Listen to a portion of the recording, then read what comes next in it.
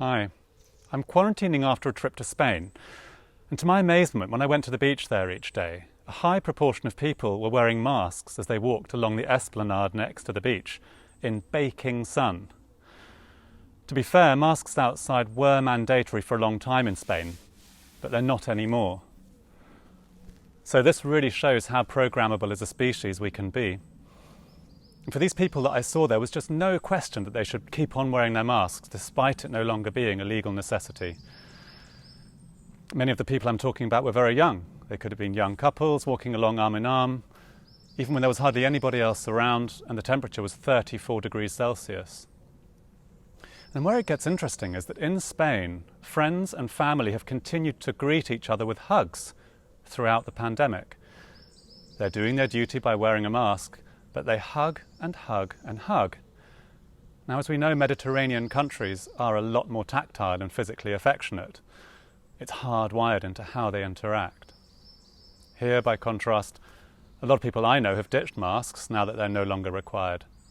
But hugging, well, they were never central to how we interacted, so let's just not bother, shall we?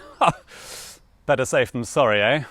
Ooh, I actually quite like being 1.5 meters away from you. Suits me just fine.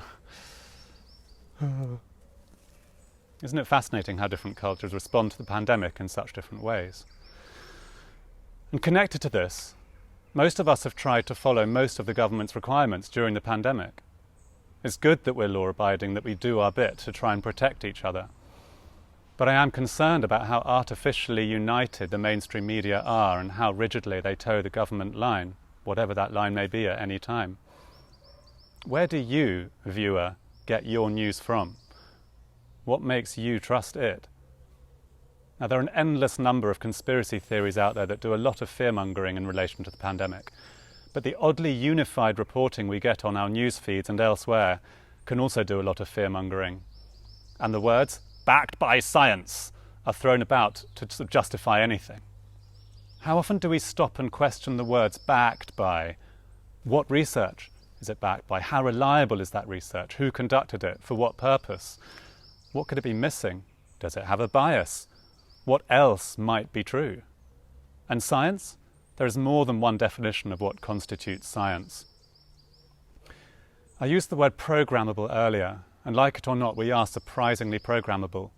We have only to look at how much our parents and teachers influence us when we're young. And this programmability is at the core of my novel's protagonist Ben Lee's struggle.